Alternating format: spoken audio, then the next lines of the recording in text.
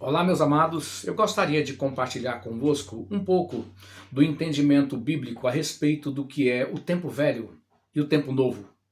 Nesse momento de transição do ano de 2024 para o ano de 2025, em que as pessoas fazem votos mútuos de felicitações, é muito importante que entendamos a perspectiva, a ótica bíblica a respeito do tempo velho e do tempo novo. Por exemplo, nós temos ali no capítulo 3, versículo 14 seguintes do livro de Êxodo, Israel vivendo o tempo velho, marcado pela opressão, em que já quase durante 4 séculos o povo de Israel estava subjugado pela crueldade do Egito.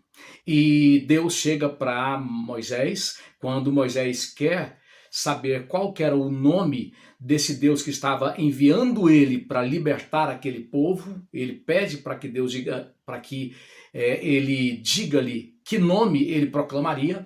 Então Deus diz para Moisés desta maneira: Ehyeh Asher Ehyeh, eu serei o que serei. Isso é muito importante para nós, porque essa expressão, ela evoca ou ela demonstra o fato de que o Senhor criou todas as coisas, inclusive o tempo, inclusive a eternidade. Ele é aquele que era, que é e que há de vir, ou a expressão hebraica também, Adonai Hayah, Adonai Hoveh, Adonai Ehyeh. O Senhor foi, o Senhor é e o Senhor será.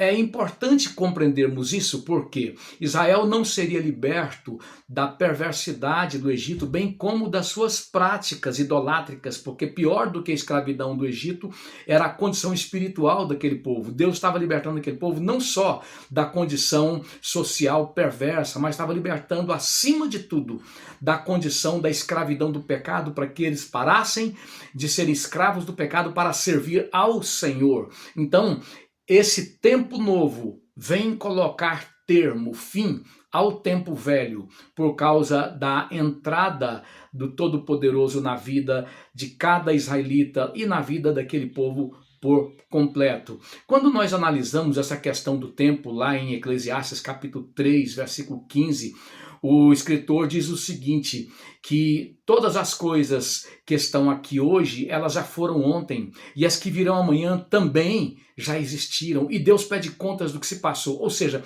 o escritor, ele repete dezenas de vezes o termo vaidade de vaidade no livro de Eclesiastes, em seus 12 capítulos, para dizer que a humanidade ela vive esse ciclo de angústia, de aflição, de desilusão. Abacuque chega a dizer no capítulo 2, versículo 13, assim: porventura não provém do Senhor que as nações trabalhem para o fogo e se afadiguem inutilmente. Então esta é a realidade de todo homem, de toda a sociedade, de toda a nação pela história, que não abriu o seu coração para, se convertendo ao Deus único e verdadeiro, passar a viver em novidade de vida.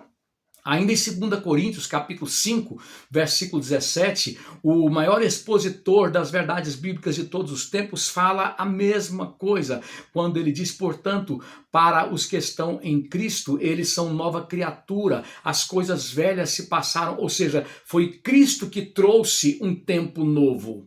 Não foi o calendário, não foram as circunstâncias humanas, não foram os votos de felicitação mútua, não foram as campanhas que fizeram na igreja, projetando 2025, por exemplo, foi a entrada do Senhor, sendo Ele a riqueza de fato do seu povo. Não é nem a maior riqueza, Ele é a única riqueza do seu povo, que a partir do momento que a pessoa se converte a Cristo, então ele passa a viver em novidade de vida. E por último, uma outra citação bíblica, Apocalipse capítulo 21, versículo 1 em diante, o apóstolo João, ele coloca desta maneira: se passaram os céus e a terra, a ordem antiga, a antiga terra, a antiga constituição, a antiga realidade humana, ela se passou e o mar já não existe. Então ele prossegue dizendo: eu vi foi a nova Jerusalém, que desce dos céus, como a noiva ataviada para o seu esposo. E eis aí o tabernáculo de Deus com os homens, ou seja, ele veio habitar com os homens, ele mesmo será o seu Deus e eles serão o seu povo, e ele enxugará dos seus olhos todas as lágrimas. Ainda no versículo 5, o próprio Deus diz: eu faço novas todas as coisas. Eu gostaria de fazer um apelo para você que está nessa virada de ano, cheio de expectativas.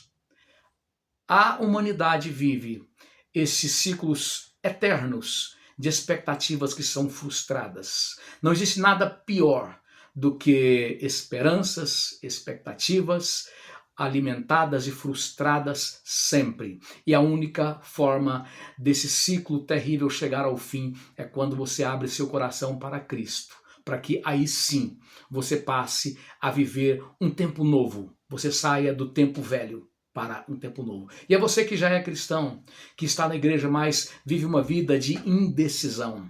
É preciso você parar de cochear entre dois pensamentos e se entregar de uma forma cabal e definitiva àquele que criou a tudo e a todos para o propósito que lhe apraz, aquele que é o Senhor, inclusive do tempo e da eternidade. Vai findar tudo aqui nessa vida e nós compareceremos na presença dele, na condição de quem se rendeu a ele, já vivendo um tempo novo, ou na condição de quem o rejeitou, para que a eternidade sem fim seja a continuidade de um tempo velho de angústias sem fim. Que Deus te abençoe, abrindo o seu coração para que você tenha não só um 2025 de novidade de vida, mas você tenha essa novidade de vida sempre. É o que Deus quer para a sua vida. Deus te abençoe.